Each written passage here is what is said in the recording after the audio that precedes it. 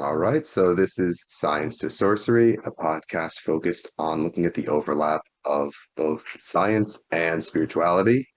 I am Jake Marco. I am a certified life activation practitioner and ritual master in the Modern Mystery School. Today, I have my friend Robby Kramer with me, returning to the podcast. Robby has his master's in physics focused in quantum information. If I'm correct on that. Yep, that's right. Awesome. And then last time I had you on, we started to talk about consciousness towards the end of our conversation. We decided to look into this paper on the information theory of individuality and wanted to see, how does that define an individual? How can we talk about consciousness and how that relates in both, physical and spiritual ways? So how was that paper for you?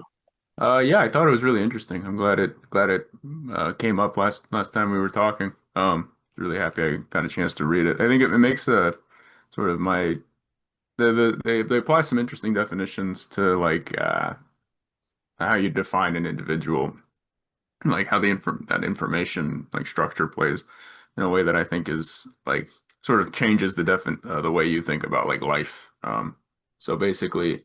Um, they define like an individual as some system that can like propagate information to itself in time, right? So you have like the system at some point in time S sub n, and then the system at some point later in time S sub n plus one. And you ask like how the information that you have about the system itself and then information about something you define as the environment, how those both affect like the information of like in n plus one, how the system will develop under the influence of itself and the environment. And you can look at like the correlation between the system itself and how it results, or the environment and how that affects the system. Or you sometimes you have an issue of like the system and environment both like affect how the system will develop, and then you have how you like reason through that in the mathematics. And they're borrowing like this Claude Shannon information theory stuff, which is basically where you have like if you have a signal and an receiver, like something about the information contained in the yes or no questions you have to ask to like describe the information contained in the signal and the receiver.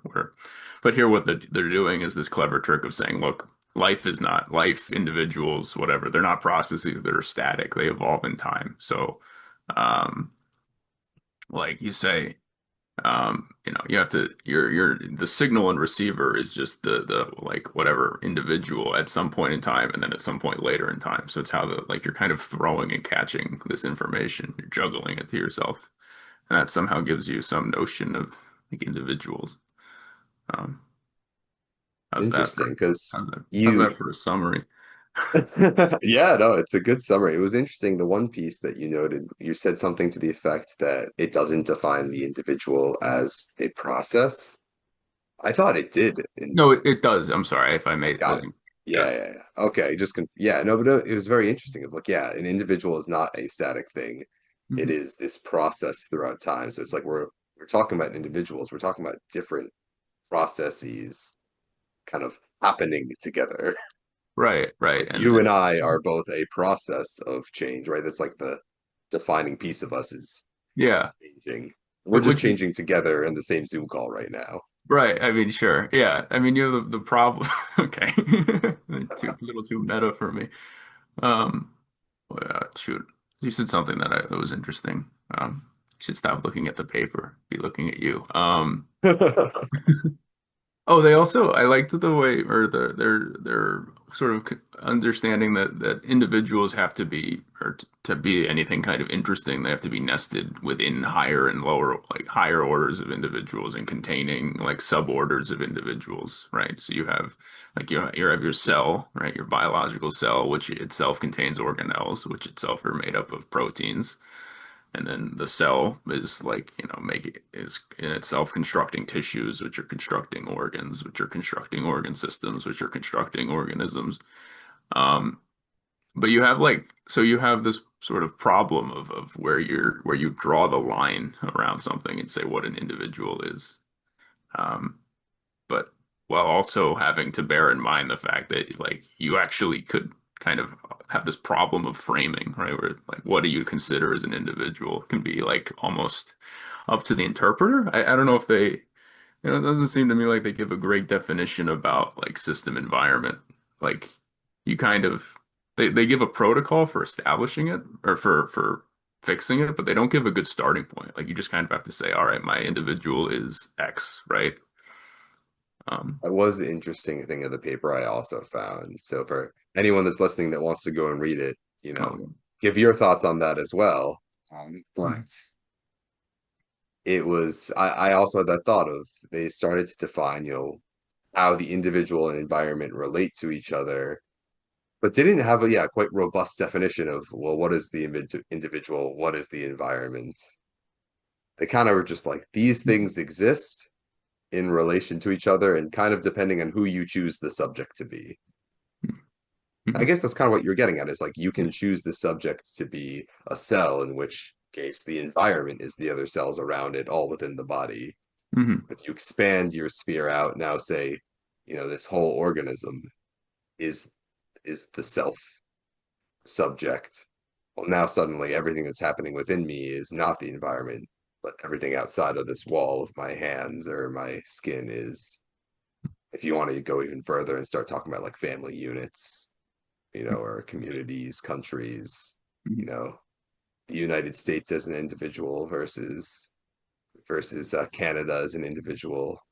mhm, Um, it's all just very interesting in how that.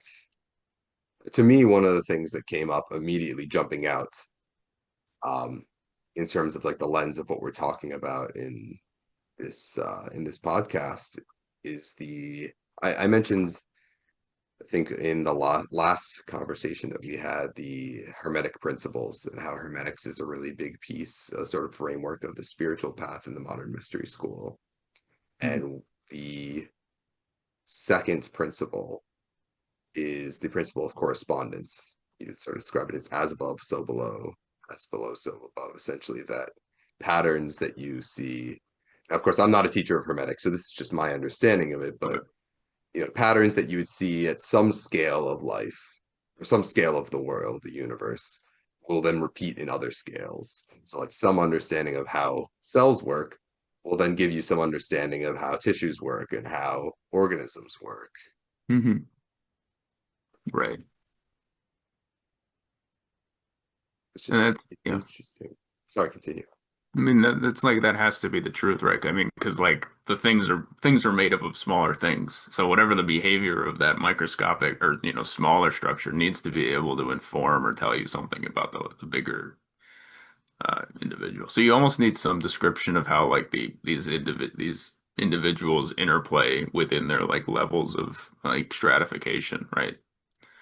Um, so like what you have like the organelle dynamic, but then what is like the intra-organelle dynamic in some cell, and then what is like the cell's interaction with the organelle, right? Like how does some organelle behave under some like process that the cell experiences externally? Um, I don't know. Physically, it's kind of interesting because you want to have you want to just say, well, it's all deterministic anyway, so who cares? Or it's all uh, describable in the mathematics if I can just get a good enough measurement of whatever, wave functions or whatever description, physical description of like the atoms and molecules, and I just have a big enough like information processor, I can tell you how this thing's going to evolve in time. But we're stuck with this limited information. Um,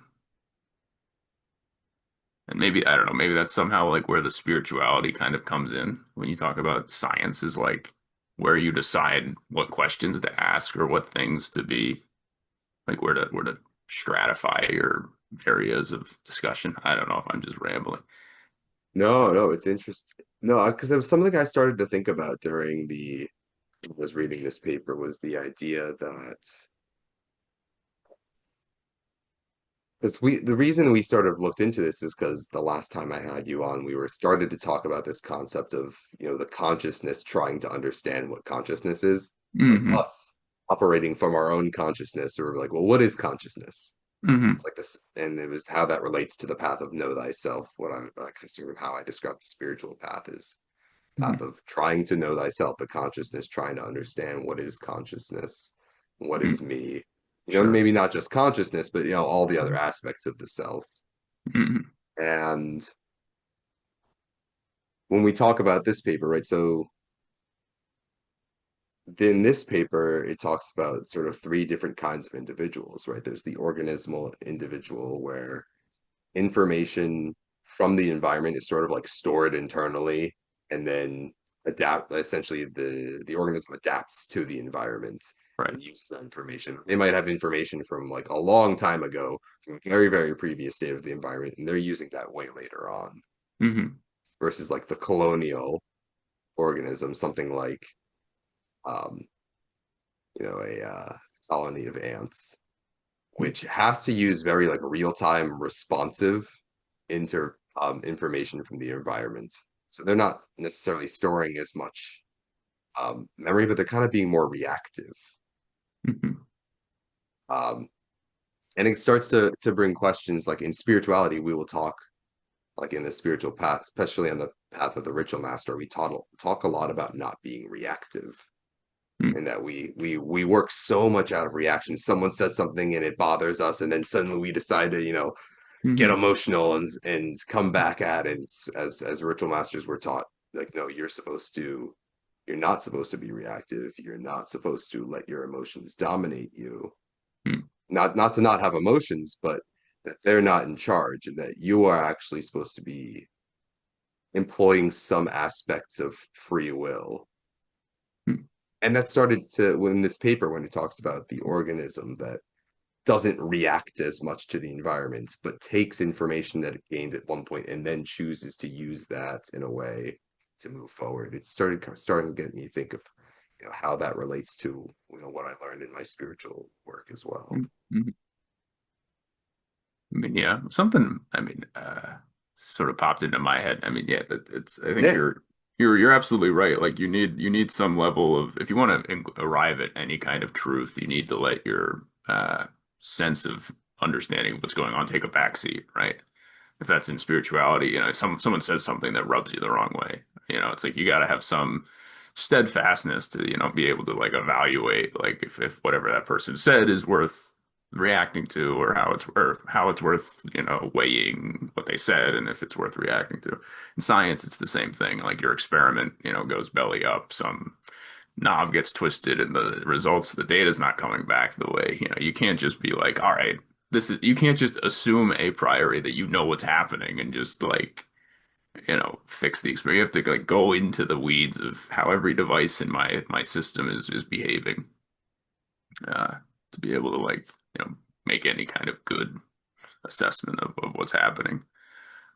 Um, so thinking, I mean, if we're thinking about consciousness and individuals, I got this idea in my head that in this paper, you can think about ideas themselves as like individuals or like the structuring of ideas and how we nest things together as some, here, the example that popped into my head is that we have these, like nowadays we to measure time, like the best or the cesium standard that we use that we measure at NIST and get that gets broadcasted throughout the world. That they're using atomic clocks. So it's these they call them fountain clocks. They're just spewing out cesium, and you have lasers that are probing these atoms in just the right way that they're exciting them to be able to let you tune a laser to get the very precise frequency that tells you like how time is ticking. Like and that's the standard we use to run satellites and do all this complicated, measurements of really fast phenomena. Um, and how we do it really now are precise. most But do we base a lot of things off of the cesium standard currently, like or the if you look, just in scientific, I like mean very the actual precise? the actual definition of the second is like defined as the cesium frequency as like 9,192,631,770 hertz. I think I nailed that, but we can cut it Gotcha. out.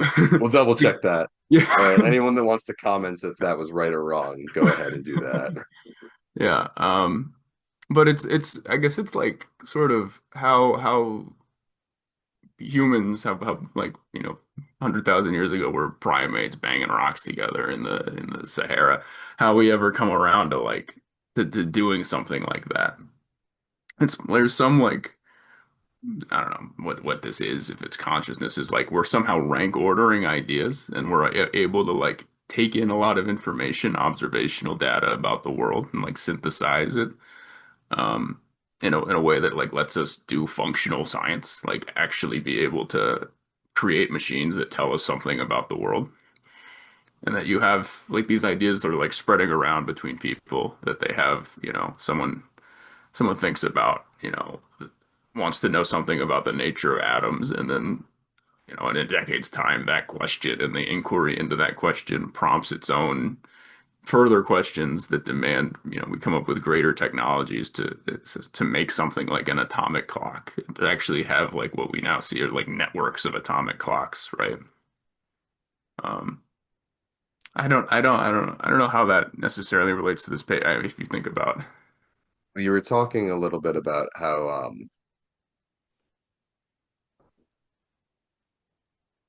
oh my, yeah, how did we get down this rabbit hole? That's a good question. it's maybe It the was something around how you were saying how like you can consider a thought an individual. That's how you yeah, like an idea or something. an idea. Yeah. In Um, that it's insofar as like someone, like you said, like someone had this idea and that then propagated forward and someone else took on that idea, but the idea itself kept moving forward. mhm, right. And then surely, like, the words I'm saying, I have some idea of what I mean, and then I speak, and then you interpret that, and the hope is that I can kind of, get your thinking to match my thinking, and then that's like a good idea, right? Somehow is like holds some weight that demands some action, right? Um, that would like propagate that idea to spread it, like make you or whoever's listening interested in like furthering that idea. It's very interesting because then when you start to talk about, this idea that we got started on in the last call that I had you in, where I think what got us started on this topic of consciousness was actually the idea of collective consciousness. And Hmm. then we sort of stepped back a little Right, bit. We were right. saying we know we needed to define consciousness first. Like, Hmm. let's read this paper and do a whole new podcast to talk about that. Right. But now you're kind of circling it back a little bit, right? Because Mm-hmm. there's two pieces of this, I guess. One is that, right, if you decide to propagate this idea forward, like someone you got this idea from someone, or you gave this idea, and I said, okay, now I want to look into this idea of, how do we measure time, for example, and that's sort of in a way me, right, accepting this individual, this piece of information, right? Because all the whole crux of this paper was that individuals are, if you can define it in terms of information moving sort of along a channel. Hmm. Now I have a choice of whether or not to accept your, you know, signal that you gave to me of this information. Yeah. Hmm. And, on a broader sense, right, when you start to look at a collective, right, if we're looking at nested individuals and we call, society an individual, Hmm. nothing's we're saying, this is the bounds of the individual as all of society. Everything within it is not environment, it's actually the self. Hmm. As a collective, we're choosing whether or not to accept an idea, right? We have this idea Hmm. that came in from somewhere. Sure. Yeah, yeah, It yeah. was maybe it started You're, external at you're some being point. you're being like bombarded by ideas constantly, right? Because you're existing in Yeah, community, right? Of people. You're always talking and, interacting. exactly. But if we call that the collective, that's actually all internal information Hmm. within the individual. But maybe one of us, looks at the universe, it's outside of our society, like watching some cesium do whatever cesium does. Hmm. And I thought, okay, well, maybe we could do something with that with time. That Hmm. thought now bounces around within this collective individual that we've defined. Hmm. And as pieces of the individual, as pieces of the collective, we can choose whether or not to accept that idea and decide, all right, we're going to use that and we're going to make cesium the standard for our time. Yeah. But that was a collective choice that was also an individual choice, depending on what framework you. Hmm. Right, right. And for anyone that's listening to this without looking, I'm doing lots of hand gestures. It's like, how are you even speaking clearly if you're not gesticulating, through the Zoom blur? Yeah. Uh, so it's like you almost like depending on you still have this problem of framing. Right? It's like where do you draw the boundary around some idea to say like you have the is it the your idea environment? Because some ideas certainly are like working together, right? If I can, like I can use mathematics to describe the physical world. So that's two very kind of not necessarily certainly distinct ideas that come together, right? Um, Hmm. but then, is that like a symbiosis between those two ideas, or at what point are those ideas become like individuals or their own like joint thing, right? If it's like or you collect enough of those ideas together and that becomes some amount of like course material that we can prescribe you as it like from a university and then there's some like we can charge you some amount of money and tuition for delivering you these ideas so you can actually assign in some sense a dollar value like the ideas that you have in your head if you're some like some educated person versus some I don't know layperson or tradesman. Um, but even like, um, but what is consciousness? I guess I don't know that we're any closer to getting any good definition. It's a kind of circling the drain. Yeah, it's like, is a consciousness like a collection of the ideas, or is it like the way those ideas are processed together? Um, It's a good question because I guess a way you can also talk about consciousness is the conscious versus subconscious, right? hmm. What is consciousness based on what it's not, almost? Yeah, yeah, yeah, So, like, if you think about what we call the subconscious, right? It's the things that affect our behavior that we are not controlling. right, And it's fine. I'm trying to define it without using the word conscious. Like I was gonna say without consciously controlling. We no, we can't define that. right. Cannot define consciousness with a self-referential definition. Hmm. Yeah, like the way conscious is used in the English language, there's a connotation of like action, of like willful, deliberate purpose, right? But that's kind of not quite. That's, Freud tells us that there's a little bit more to that story because there's stuff going on beneath the surface. I Um, think the will is a big piece of that, though, mm, actually. If not all of it, to at least in my view, is mm, I think that's what would that actually is what would separate consciousness versus the subconscious or unconscious is mm. are you willing it to be? Yeah, okay.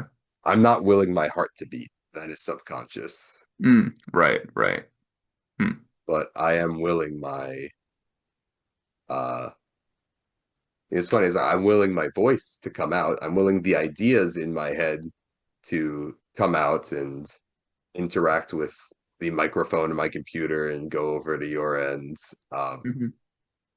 But I'm not consciously willing my vocal cords to vibrate.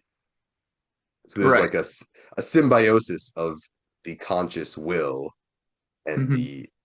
the subconscious mechanisms, I suppose.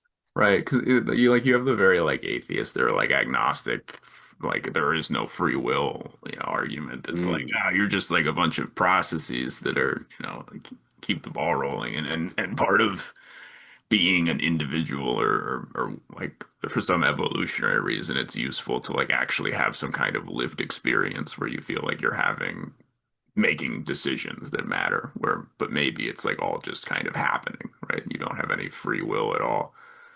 Um, which maybe that itself is like an interesting individual, that idea, huh? Like, uh, Absolutely. um, that you could just be like stuck. You're kind of just part of this dynamic system. Like the way you move around in your life is no different than the way a gas molecule is bouncing around in some, vacuum chamber, right? Um, just maybe, Yeah, it's certainly like a individual. way to look at the world. Yeah, yeah. I don't love it. to be so honest. Yeah, Uh, let's dig into that. Why don't you love it? So I think well, that's a key piece of it. hmm. Good. I don't know. I guess it's like it seems to me that like you can maybe if you look back at if I look back at my own lived experience, I can say like, yeah, I was kind of just doing whatever I was always gonna do. But like when I look at other people, or if I think about actions other people have performed, like I could you can say like no, there's definitely like periods of their life or moments in their decision making where they were applying like more will or like more of a strength, a self-denial, like a avoiding hedonism in favor of some collective good, right?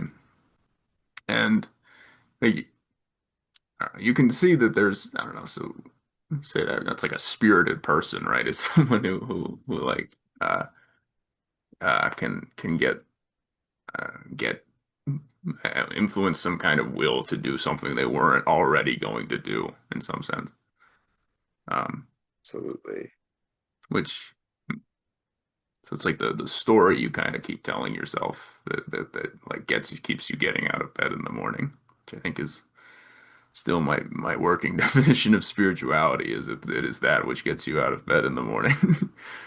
Um, I mean, it can be absolutely if you choose, hmm, right? Because I imagine there are people that choose, right, like you said, to be spirited people that step up and say, I am walking forward with will as my guiding principle, that I will myself to work hmm, against the better nature of the universe. You know, hmm. the universe's nature is entropy, for Okay, yeah. example, right? And one definition of entropy, I think they gave like three different definitions of entropy in this paper. One of them would be like the universe tends towards disorder, tends Hmm. towards chaos. Right. Yet life, despite that, chooses to create ordered systems, That's the big paradox, right? right? And to say, it seems there must be some sort of action, will, something working against that entropy in order Mm. for it to be the case, right? That's kind of what life is doing. Yeah, like yeah, it's you have this seeming yeah, this second law of thermodynamics just gets kicked in the head like constantly by these organisms. It's like what how is that happening, you know? Yes. For anyone that's not familiar, the second law of thermodynamics is entropy. I mean, one of the definitions, right? The things that will, in a system will lead towards disorder or will tend Yeah. towards disorder. The entire universe, yeah. It's like one Yeah. system. So you have like Yeah. And then it's interesting, in this information theory of individuality, this paper talks a little bit about how information can be, you know, this, you can look at the entropy through this lens of information of, for example, in with life, right? If I am propagating life forward, I am the container for, some vessel of information, some ordered vessel of information, Mhm. for your DNA, for example. And the entropy is sort of like the noise, are there mutations, are things changing, that such that that information isn't conserved anymore. It's not saying the same from, Mhm. beginning to end, or it's not necessarily not staying the same, but the changes that are being made don't necessarily reflect all of the inputs and outputs. Right. Um, so it's just interesting where it's like life through some power is choosing to go against the Mhm. fundamental nature of our universe. Mhm. Or it's like, yeah, I guess that's one way. Or you can say it's like cleverly skirting the edge of the rule. It's like it's like taking its entropy and its disorder and like it's grabbing its order from the environment and then dumping entropy in return, right? I guess it's sort of the same thing. You're containing information, but like spitting it out. I mean, there's this whole one important notion the paper sort of discusses is that all of this needs, for any of this to work in a biological sense, you need to have a different like time binning in terms of how you like, certain processes have to happen at very different speeds, right? Like for us to, have a be having a conversation that we can perceive at some time scale, that's fine. But then you have like neurons that are firing in our brain, and those neurons are being controlled by like synapses, and there's the time scale it takes for your photo or oh geez, neurotransmitters to like cross that synaptic gap. Correct me on the biology, of course. Uh, um, and then you have like even the time scale on like whatever like the information in like genetic material in the DNA is has to somehow be more permanent than the information of the like proteins that it actually encodes for, right?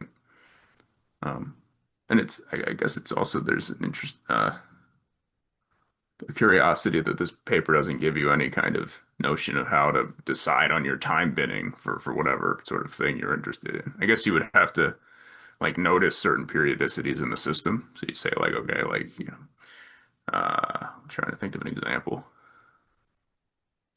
Uh, Actually, I don't know. I was trying to think.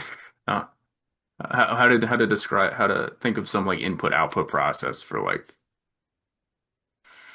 so if you I guess if you think about like changing the like flipping the some genetic material some what do you call that? Oh geez.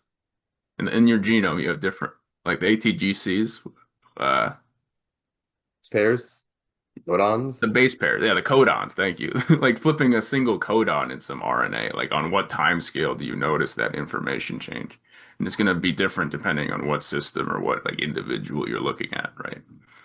Because it'll be pretty immediate in terms of like the proteins that get Hmm. synthesized from that new RNA or DNA sequence, and then it'll be a little bit more delayed if you think that cell is going to do something really weird. Um, Hmm.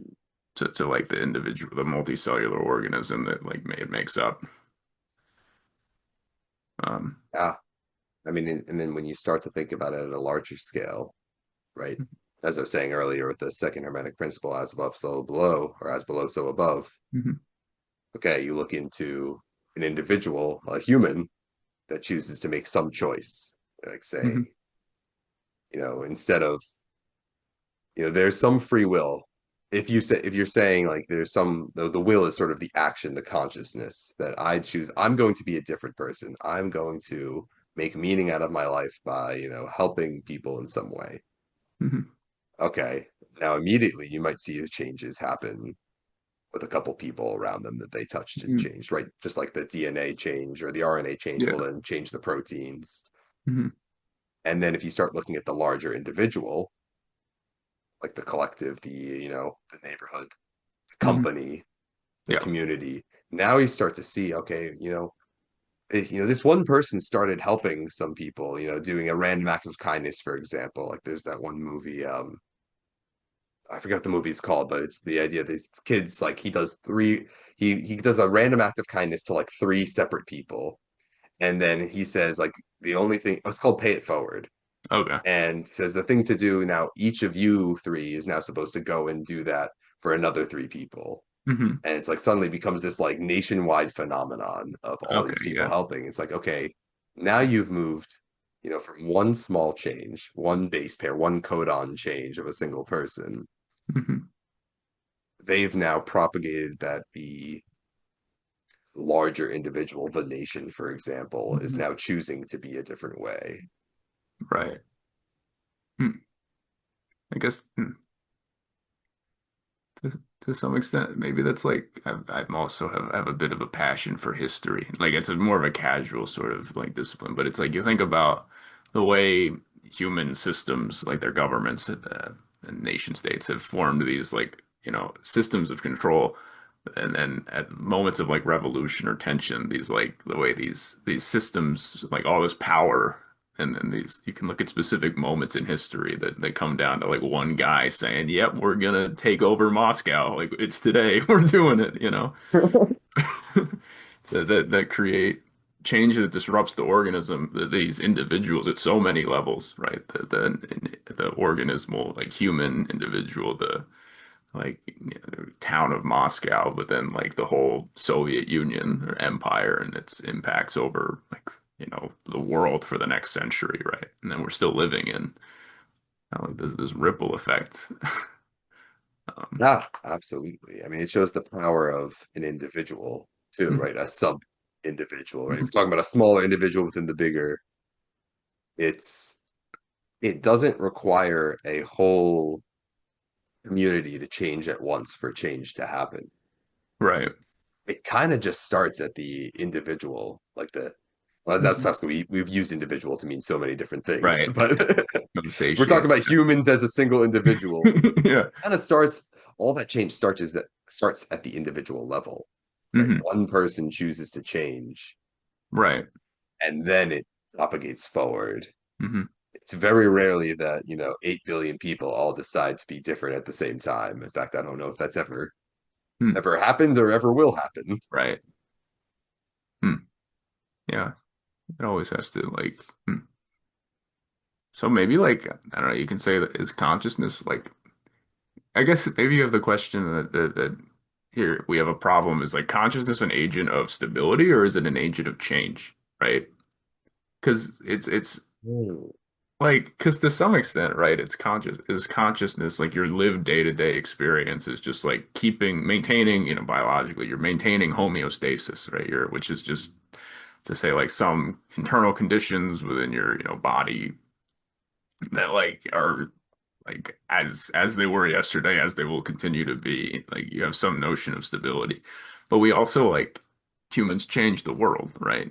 I mean, it's beyond all the classic. Everyone's so annoyed by these, but like we didn't have supercomputers 20 years ago, right? Like, I mean, that's the story of humanity is this changing of the so like. Interesting. That's an interesting question. Is consciousness an agent of change or an agent of stability? Mhm. And in a classic spiritual fashion, I would say yes. Hmm. Right? Does seem like that's kind of the only answer that works, that it's both. Yeah, I mean, that's such a, for anyone that's ever studied, and like there's many different, spiritual paths. And before I found the mystery school, I had become enamored with Zen Buddhism. I know some aspects of Buddhism in general, but Zen Buddhism can get very funny with its contradictions. Mm, And those contradictions definitely hold true.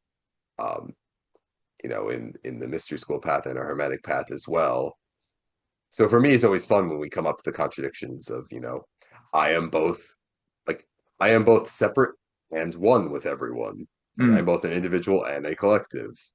I am both an agent of change and an agent of stability.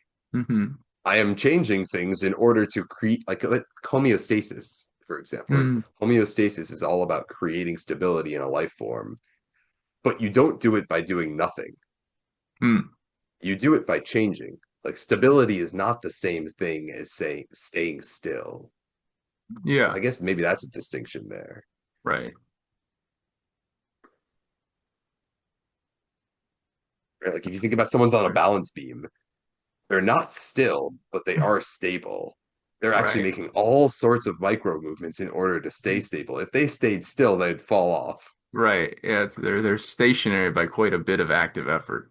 Um, it's like Yeah. so life is then like somehow guarding against guarding against the second law, right? There, the entropy is like invaders at the door, and you're like banishing them from Yeah. the kingdom or getting rid of interlopers as more. I don't know what Yeah. metaphor is most apt. I think That's we should take a quick intermission okay. here. Sounds good. All right. So now back to what you were saying, Robbie. Yeah. So I'm trying to like make sense of physically how you reconcile with conscious like whatever humans are doing, whatever life seems to be doing is like some active effort to maintain some general baseline stability. Like homeostasis is like functionally paradoxical. Um, And it works. and yeah, like, yeah, you describe something like that. You describe some conscious organism to someone who's never understood consciousness or something that's never understood consciousness, and they would like laugh in your face. It like doesn't make sense. Um, Yeah. I mean, it's like we're doing a lot of fighting, mm, right? Like I guess like the conscious I guess even whether or not there's a consciousness in the same way, life is always kind of struggling to um I mm, guess justify its place. yeah. Hmm. Like I deserve to exist. And I deserve to exist kind of through might alone, Yeah. Or my right? ability to act on the system, if that's strength or if it's like maybe will, like what we were talking about earlier. With conscious, there's some idea of like a will beyond any kind of rote strength, like a will and like a persistence Yes. despite the environment. So it's like you have this environment that's creating all sorts of uh, entropy or an instability within you, but like maybe you train yourself against that environment to somehow like persist in your ability to maintain stability almost. Um, Mm. It's like a training ground. yeah. It's like I'm a bit of a rock climber, so I'm gonna use climbing terms. But you think about like training, indoors doing climbing on like silicon fake rocks to be able to like go out into the real world, for lack of a better term, into nature, and like climb on Mhm. actual rocks. It's like a process I've been enjoying recently is actually getting to touching real rock. Oh my God, it's so different Yes, and and so very much more very. fun. Oh yes, all of those things. Um, uh, but you're So so it's all Yeah. You have like this entropy, the environment is like kind of gravity trying to pull you down, right? You're like you have this ordered place on the wall where you're you have equilibrium, you have some balance via your center of mass. And that like sort of you almost don't have control if you're just starting out as a climber, you don't have good control over your body. So your ability to like articulate your joints in a way that actually moves you up the wall rather than down is simple.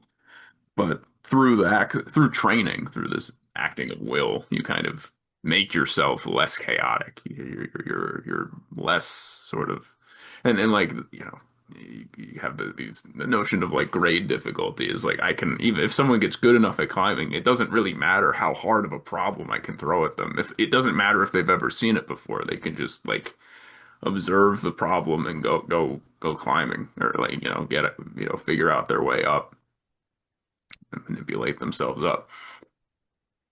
Um, so like, uh, question for you then. Why is it scary? uh, hmm, that's interesting. What do you mean? Why is it? I guess, huh? For me, I would answer that like, I'm not as confident as I am in my strengths and abilities. There are like factors I cannot control. If that's like moisture on the rock or some like dust on the stone that makes the friction bad, right? If like And again, there's the still just as much as I know myself as a climber better than I did 2 years ago to like put myself. You never know if I'm a person, right? I'm human. I'm fickle. I'm subject to the second law of thermodynamics, just like anybody else. I who's to say that I don't make some mistake and slip off? Who's to say? Yeah, yes. Hmm. Yeah, no, and that's kind of exactly what I was getting at is like there's the uncertainty factor of it, right? Like you just said, like you know yourself better. Hmm. Spiritual principle right there, know thyself. You know yourself better now as a climber than you did 2 years ago. Hmm. So you're more certain that you can make it up the wall. Probably less scared now, such that you can Yeah. actually be comfortable going outside versus staying inside Hmm. with the nice mats underneath. Hmm. Um, but you're not fully certain. It is not completely, determined on whether or not you're going to make it up that wall. Hmm. But it was an interesting piece that the paper sort of talked about a little bit at the end too, right? With this homeostasis piece we were just talking about, that was like life will resist its decay, right? Hmm. It'll keep some stability through action, Hmm. through moving forward, progressing. It will also reduce uncertainty, right? Reducing the noise of entropy, Hmm. basically. Say, like, I am more certain that this is the path forward. We're reducing the possibilities. I think it's what I kept saying in the paper, the mathematics is like, Hmm. as you reduce the possibilities, Hmm. it becomes like more of an individual. Yeah. You're more individualistic as you reduce all of the possibilities of the world and narrow it down. So Hmm. yeah, as a climber, you are becoming more certain. You're like essentially that is a sort of analog to a spiritual path there. Like you're knowing yourself more, you're more confident in yourself, such that you can climb up the wall despite the fear that there might be a really moist rock and you could fall. Yeah. You're more certain than you were before that you'll make it to the top. Right. But I mean, and but to the other end of the analogy, like if I had some degree of certainty, some like I don't know, cosmic foresight to know with some level of certainty if I would have success, I probably wouldn't do enjoy the activity, right? You almost need that chance, the risk. Which I don't know, that's probably more of something to do with like a twinge of human nature than anything to do with like consciousness a priori, but. Maybe not. Maybe it's Oh like well, you. yeah, let's dig into that. Yeah, why does it require why would it be boring if we knew whether we'd make it to the top? I mean, maybe that's not quite the way you throw my statement back at me. Maybe I don't like it as much. If I knew the path forward, if I knew like every step of the route up, and I knew that I would like do it with certainty. I mean, it's like it's almost for me like the joy of the task is in like kind of continually facing myself against things that I'm not aware of, right? Or I'm not, I'm not certain of. It's like, can I do this? I don't know before I do it. It's like, let me go measure myself on the wall, right? Um, Like an agency piece, a little bit, right? yeah, yeah. And isn't this interesting? Okay, so this idea that's brewing now is that right, having more agency, um, like more control over it is necessary in order to, have some confidence that you can make it up to top, to like make it happen. And if it was all just chaos, like who knows if I'll make it up or make it down, it's like there's no order to it at all then. Then it's just arbitrary. It's like I got lucky this day, right? It wasn't, I didn't work for anything. But if there's so much control that you actually like if you have so much agency in your actions that you can make sure that it happens with no uncertainty, it's almost like the agency disappears because Mm. now it's through complete certainty Mm. you like through raising your agency, so much control over your agency that it gets to 100%. You've now like removed all certainty. Sorry, created all certainty and removed all agency at the instant that agency becomes 100%. Yeah, Sort of see where my I right. don't know if it's right, but that's sort of just what Like came to mind. collapses It's instantly. Yeah, yeah. yeah, It's like you're almost you're trying, your brain is like interested in finding the path through to creating order in like the most chaotic way possible or something. Like, uh, huh. I like it orderly, but not too orderly. Right, right, right. I mean, I guess so. Hmm. It's like because if you're dealing with something consciously, oh geez, if you're dealing with I'm sure from a cognitive perspective, if you're dealing with something that's if you're working on a problem that's like solved, you're kind of wasting your energy, right? So there's like a process, if that's conscious or subconscious, that's determining what you spend your energy thinking about, right? Actually had an experience like this recently where my boss left a Rubik's Cube on my desk. And she's like, no, he didn't tell me either. I had to reach out to him and be like, I'm pretty sure that you left this on my desk with no context. And he said, yes, have fun. And I started to work on the Rubik. Basically, in my first thought is I don't understand why people enjoy doing Rubik's cubes because it's just all algorithms, and you kind Mhm. of like know how there's Oh, steps to get it done. Like you could be fairly right. certain that you'll solve a Rubik's cube if you follow certain steps. Yeah. So it's like, well, what's the fun in it then? And I started to solve it. Huh. Um, and I started with no guidance whatsoever, and I was completely lost, and it was frustrating, and I was unsure how I was going to move forward. And then I started with a little bit of guidance of, okay, this is, here's step zero, it's all mixed up. Step seven, it's finished. And here's what it looks like at each of these steps. I'm like, okay, well, if that's what it's supposed to look like the next step, let me see if I can try to get all of the whites in a cross on this face and then get the whole white Mhm. here. Right. And now we start to get all the colors in the right place on the edges. Um, and I could sort of figure it out. I was able to go forward. But then there was a certain point where I was like it was fun. I was enjoying myself, I was learning.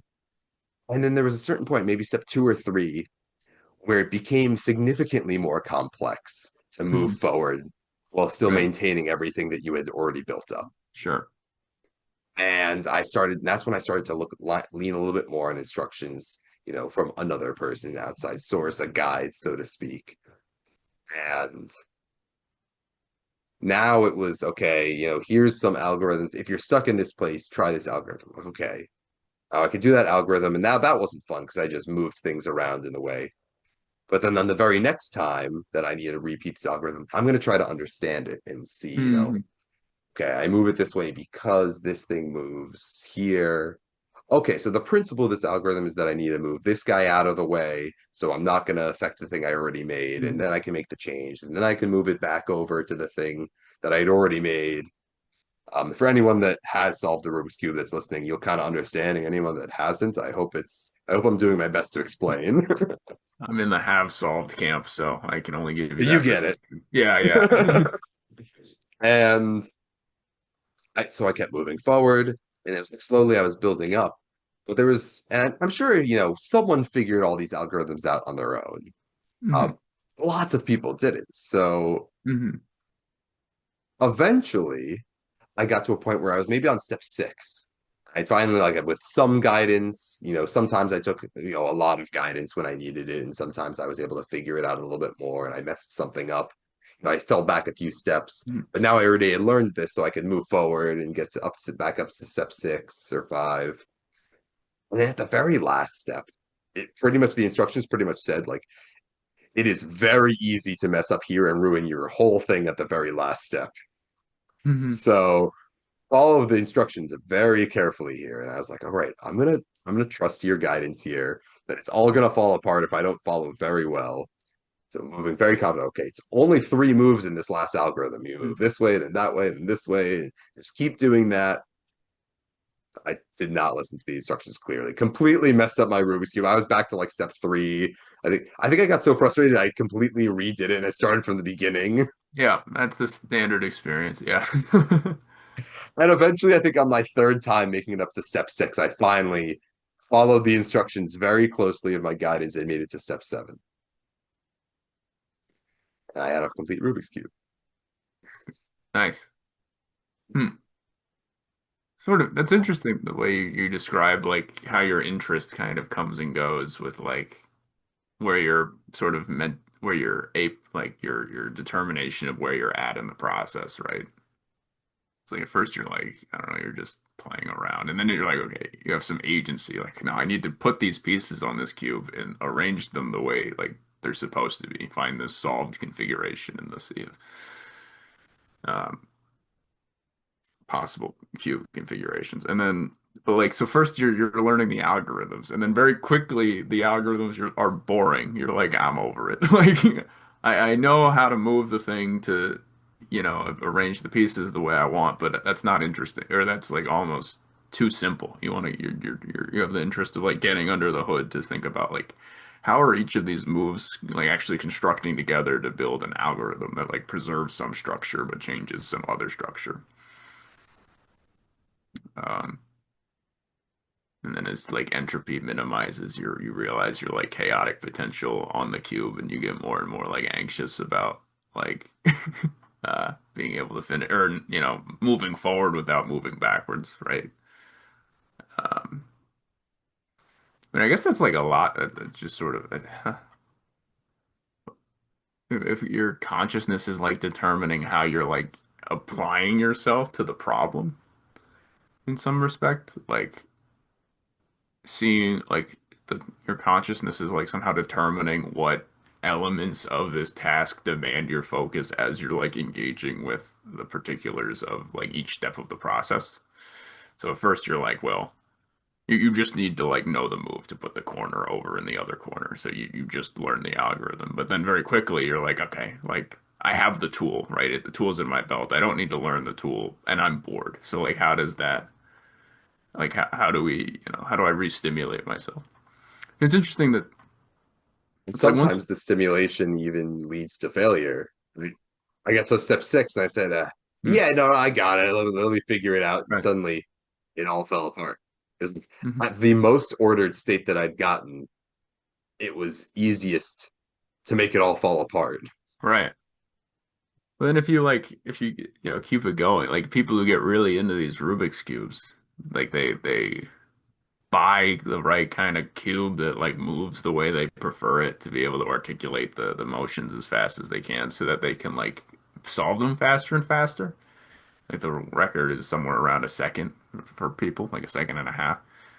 To just like pick it up from some pretty scrambled looking state, just flick it around and back and slamming it back down, completely solved. That is insane. Yeah. Hmm. Having now solved a Rubik's Cube, I think the world record, I'm gonna look up what that is at some point, but that becomes a lot more impressive. You can just like flash it up in like the quarter of the video. It'll be quick, you know? Like, Yeah, yeah, anyway. no, actually, let me see. What is the world record? World record Rubik's Cube. I think it's 3.13 seconds. Oh, it is only 3 seconds. Okay, that's That's crazy. That I spent multiple lunch times with instructions next to me right, right. trying to do it.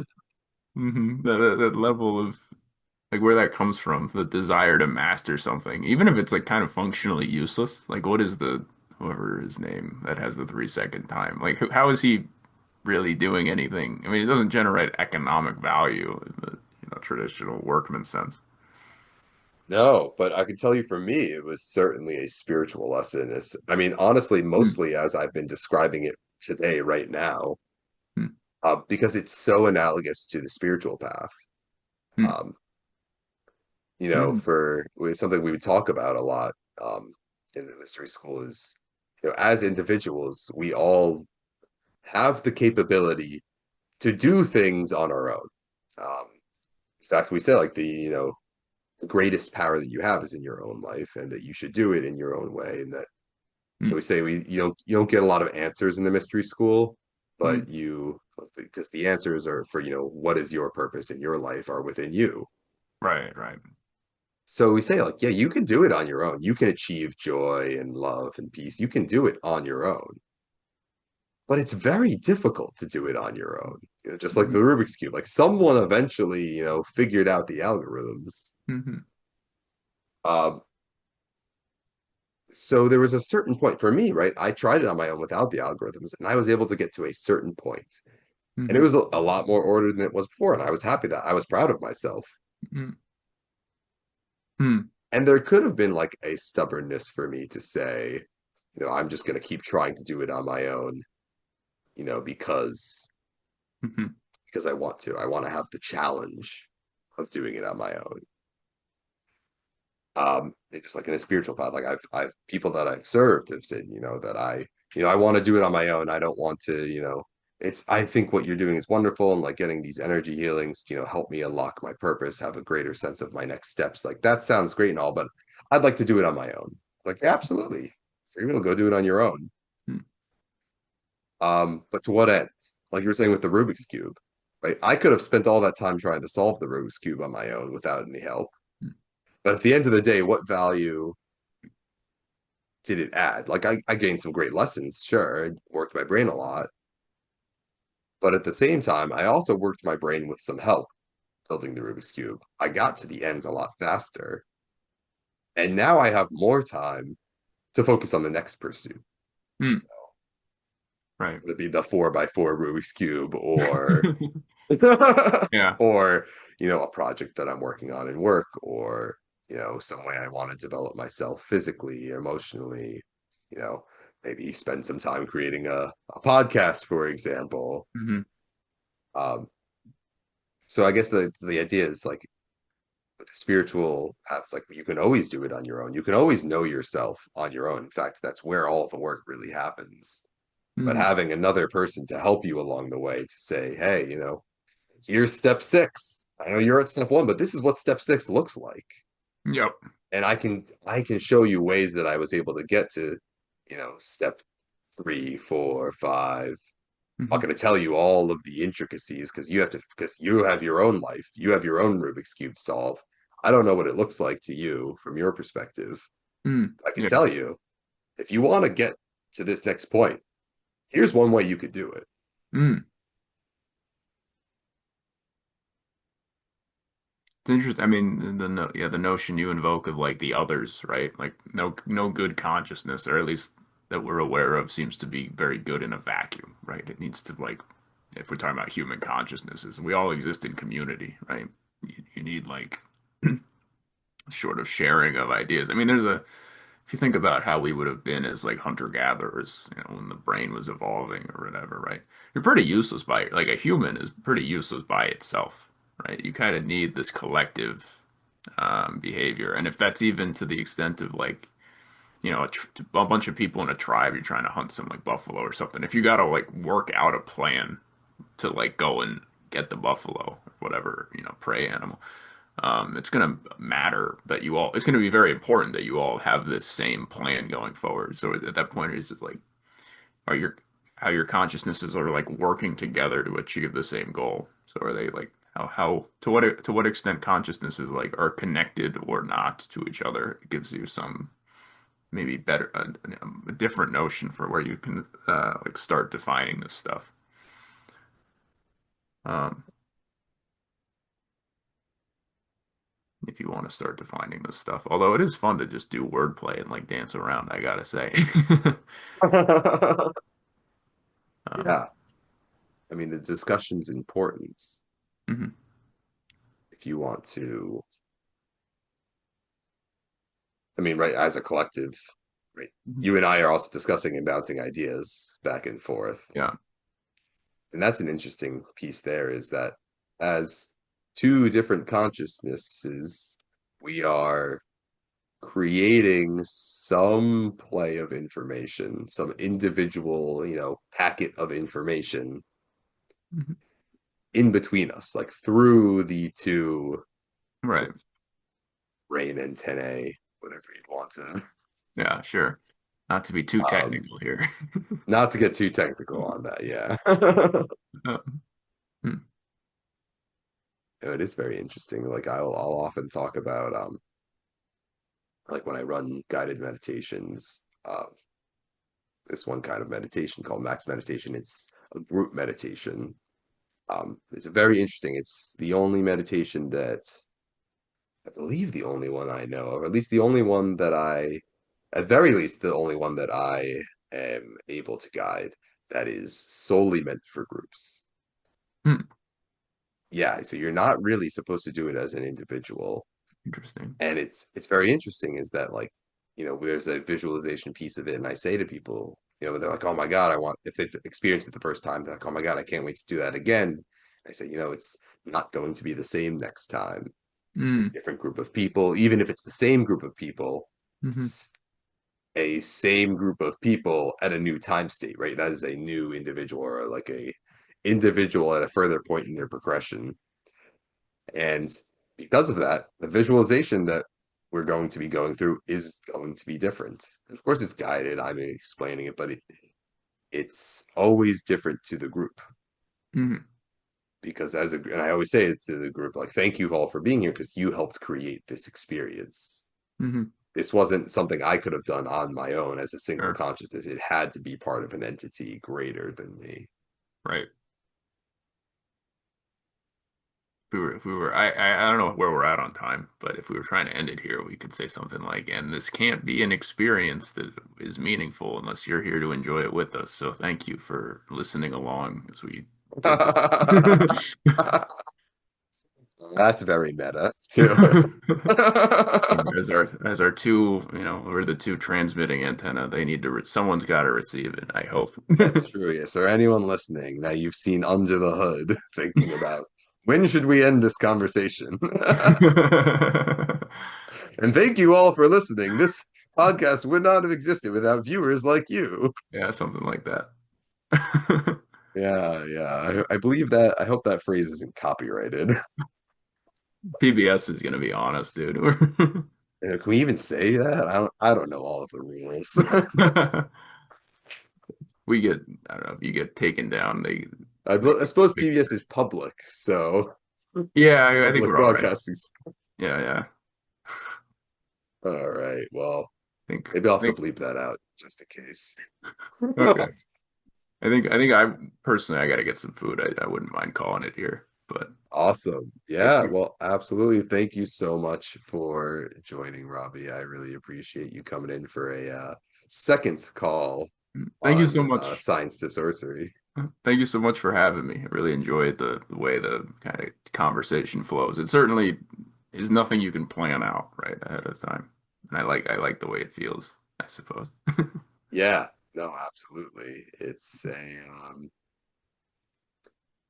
there's the uncertainty, right? You can minimize it as much as you'd like, but if you minimize it to be completely certain, well, not how fun of a podcast is that? Exactly. Awesome. Well, thank you so much, Robbie. This has been Science to Sorcery. For anyone listening, please, if you haven't seen our earlier chats, Robbie and I did a podcast earlier, so you can check out those and all sorts of other chats with other interesting people. All right. Thank you, Robbie. I hope you have a wonderful day. Thanks. Same to you, Jake.